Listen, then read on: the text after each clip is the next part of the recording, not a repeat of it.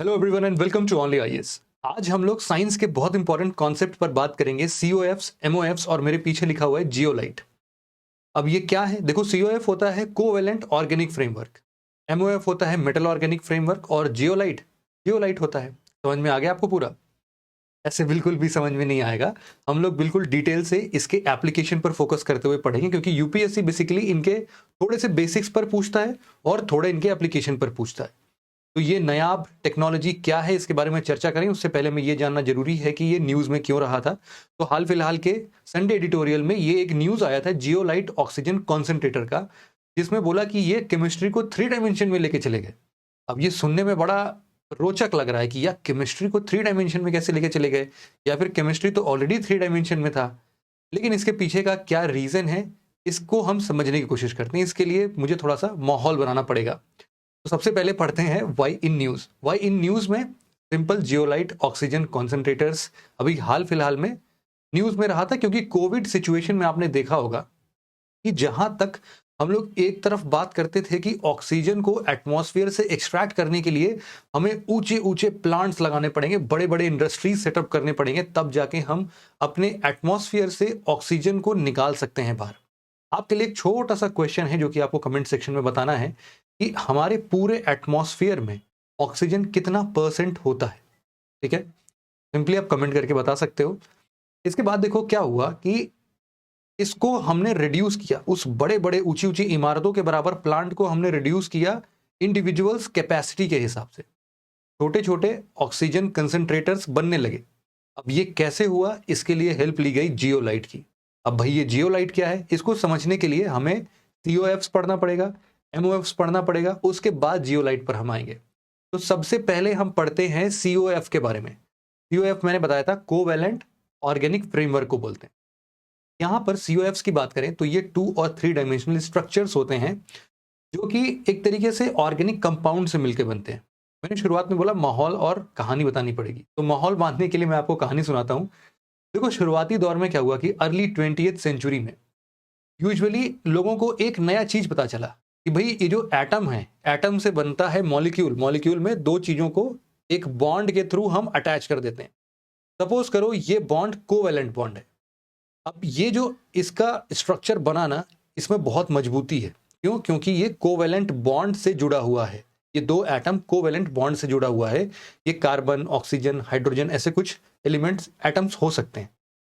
अब क्या हुआ कि अब ये जो मॉलिक्यूल था, अब इस मॉलिक्यूल को मैं ऐसे मॉलिक्यूल बना देता हूं। ठीक है, अगर क्या हो कि इस मॉलिक्यूल को दूसरे मॉलिक्यूल से जोड़ने पर भी वही बॉन्ड स्ट्रक्चर क्रिएट हो, क्योंकि अपने आप में ये वाला मॉलिक्यूल बहुत स्ट्रांग था। तो जब इसी कोवेलेंट बॉन्ड से दो मॉलिक्यूल्स आपस में अटैच होंगे तो ये भी बहुत स्ट्रांग होगा। हमने क्या किया, इसकी एक लड़ी बना दी, एक चेन बना दिया, और हमने बोला कि भाई ये तो बहुत उम्दा चीज है, इसकी चेन बना देते हैं। तो इसको हम लोग रेप्लिकेट कर सकते हैं। इस चेन को जिगजैग मैनर में अरेंज कर दिया ना, तो 2 डायमेंशनल फिगर मिलेगा। और हमें क्या मिला? हमें मिला पॉलीएथिलीन।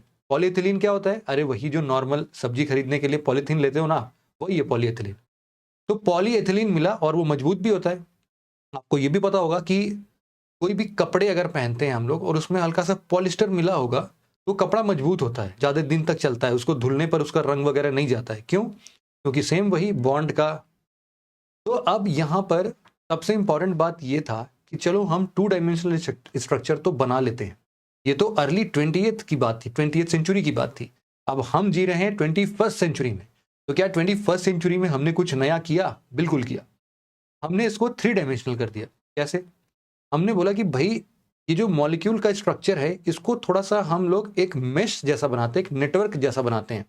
आपने बचपन में गांव में शायद चारपाई देखी होगी, उसमें पट्टे जैसे बिनते हैं ना, एक के ऊपर एक, बिल्कुल ऐसे एक में बिल्कुल मेश होते हैं वो। तो समझ लो इसी तरीके से एक नया मेश बना। यूजुअली जब पॉलीइथिलीन जैसा हम लोग कुछ स्ट्रक्चर बनाते थे तो हम लोग बोलते थे कि भाई ये पॉलीमर है। पॉलीमर मतलब क्या कि एक ही मॉलिक्यूल को हमने रिपीटेडली एक सीक्वेंस में अरेंज कर दिया है। तो पॉलीमर तो समझ में आता था, ये 1 डायमेंशनल हो सकता था, 2 डायमेंशनल हो सकता था।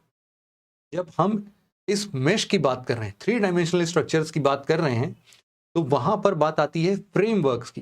क्योंकि पॉलीमर, उसको नाम देना ना, उस पर्टिकुलर टाइम पर उसको जस्टिफाई नहीं कर रहा था। तो इसीलिए हमने उसको एक नया नाम दिया, उसको बोला आज से हम इसको बोलेंगे फ्रेमवर्क।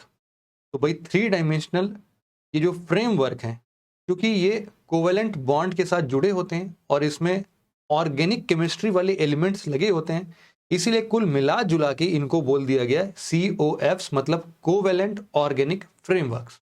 बातें समझ में आ गई? पीछे मेरे स्ट्रक्चर भी इसका रफ दिया हुआ है, आप एक बार समझ सकते हैं उसको।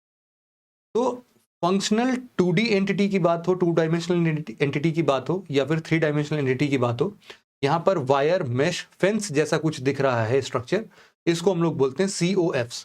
COF समझ में आ गया। अब MOF क्या होता है?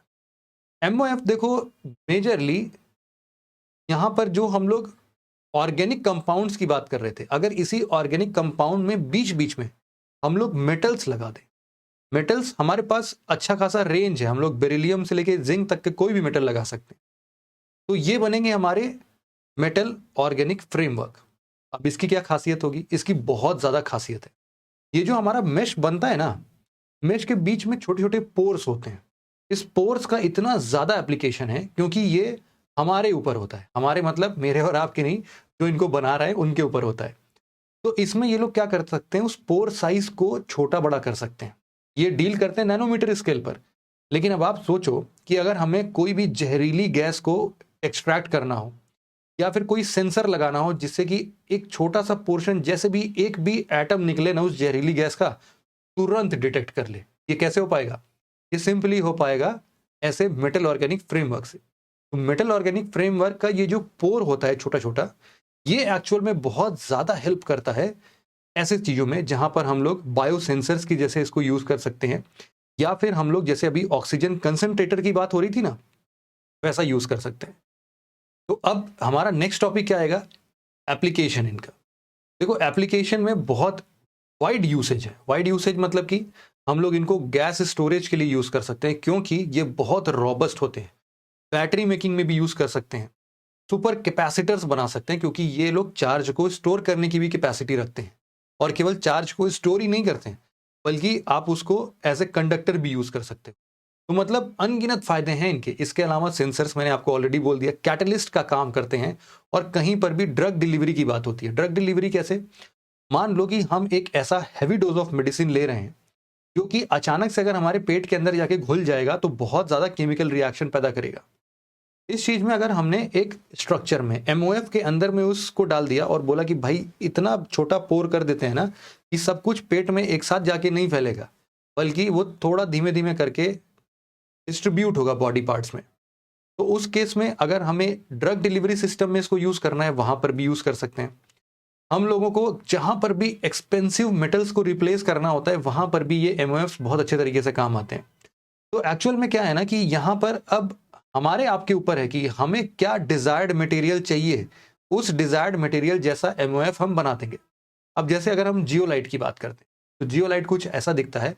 नेचुरली अगर आप बोलोगे तो जब भी वोल्केनिज्म में वोल्केनो बाहर आता है, मोल्टेन लावा जब बाहर आता है ना, तो उस केस में अगर वो कहीं पर भी पानी से मिल जाता है तो उस केस में जो स्ट्रक्चर बनता है वो जियोलाइट जैसा होता है। जियोलाइट को हम लोग सिंथेटिकली भी प्रोड्यूस करते हैं और इसने बहुत ज़्यादा रिवोल्यूशन लेके आया। एक्चुअल में यहाँ पर आप देख पा रहे होगे कि ये छोटे छोटे, ये जो क्या बोलते हैं, स्ट्रक्चर में आप देख रहे हो कि छेद हैं, इसमें भी पोर्स होते हैं। तो फिजिकल फॉर्म में तो जियोलाइट ऐसा दिखता है, लेकिन जब आप थोड़ा सा मॉलिक्यूलर स्ट्रक्चर या केमिस्ट्री वाले स्ट्रक्चर में आओगे तो ऐसा है। जियोलाइट क्या है? एक 3D फ्रेमवर्क है क्रिस्टलाइन एल्यूमिनो सिलिकेट्स का। मतलब इसमें आप देख सकते हो कि सिलिकॉन ऑक्साइड्स और यहाँ पर एल्यूमिनियम ऑक्साइड्स, इनका टेट्राहेड्रॉन स्ट्रक्चर होता है और इस टेट्राहेड्रॉन स्ट्रक्चर में ये लोग केज लाइक स्ट्रक्चर बनाते हैं। तो ये जो केज लाइक स्ट्रक्चर होता है, इसके अंदर छोटे छोटे पोर्स होते हैं और यही पोर्स हमें यूज आ रहे थे कहाँ पर? ऑक्सीजन कॉन्सेंट्रेटर्स में। हमें पता है कि हमारे एटमॉस्फेयर में नाइट्रोजन बहुत ज़्यादा है ना, लगभग 70-80% नाइट्रोजन है।